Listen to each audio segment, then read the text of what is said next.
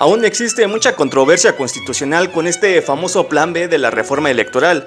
Hay quienes argumentan que estas modificaciones a la ley ponen en riesgo los derechos políticos de los ciudadanos o que es peligrosa para la viabilidad de la democracia.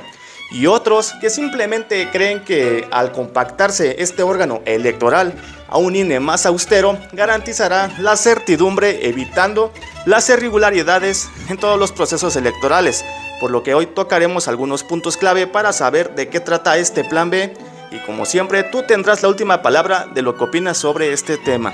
Quédate hasta el final del video.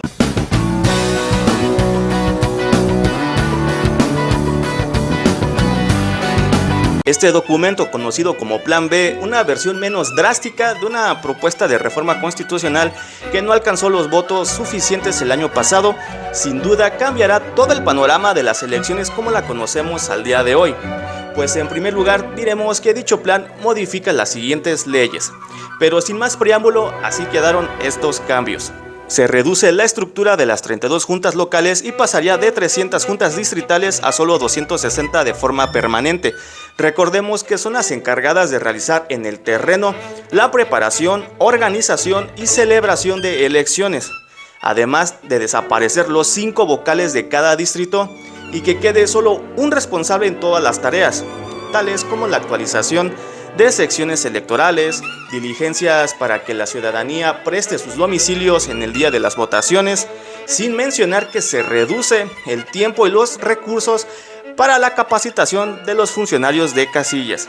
Este despido de figuras locales de cada una de estas oficinas implicaría una sobrecarga de trabajo, pues la lista nominal se está actualizando a un aproximado de 90 millones de personas que están en el padrón electoral.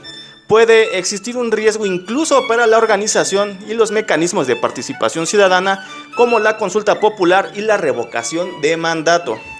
Y esta falta de capacitación hasta la aprobación de la suplencia de funcionarios en el mismo día de elecciones corre el peligro de anular una elección si no se instalan correctamente el 20% de casillas en un distrito.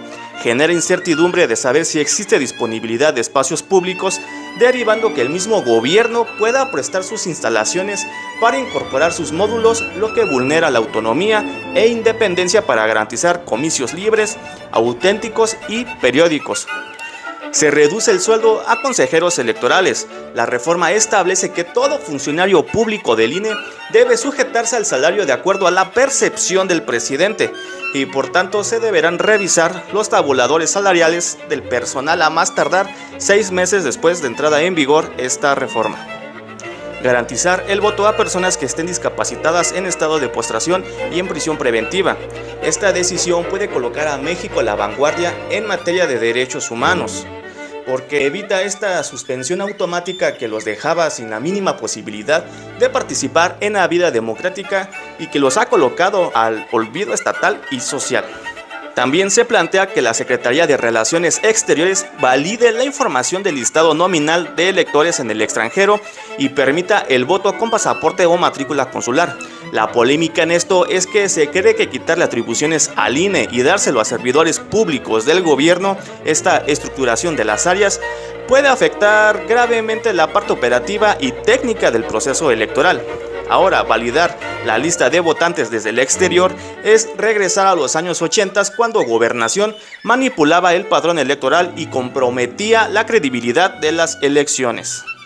Por último, la libertad para la propaganda gubernamental. Es otro punto controversial, ya que no se va a considerar propaganda a la promoción no etiquetada presupuestalmente a pesar de que se utilicen fondos públicos.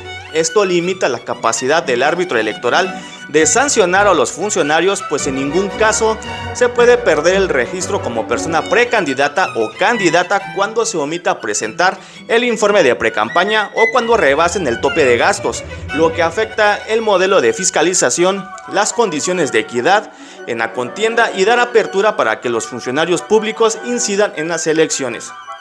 Algo curioso, ¿qué es lo que no va a cambiar? Pues en definitiva, el nombre del INE al INEC, reducir el número de diputados y senadores, eliminar el financiamiento público a partidos políticos cuando no estén en campañas electorales.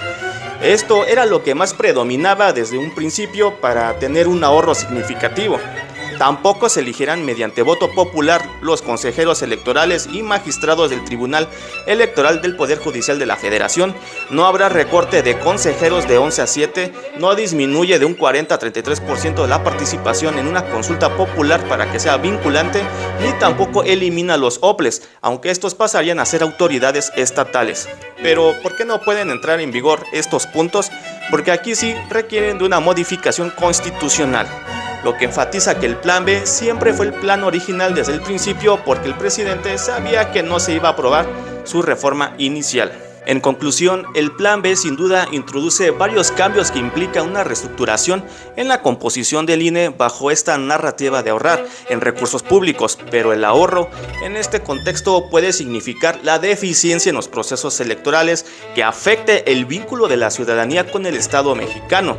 Y es que no importa qué tan simpatizante seas o no del partido en turno, si estos cambios lo haría cualquier otro partido político, ¿crees que darle facultades que corresponde al INE no atenta con autonomía ni la democracia mexicana? Aún falta definir qué leyes serán inconstitucionales y cuáles van a prevalecer.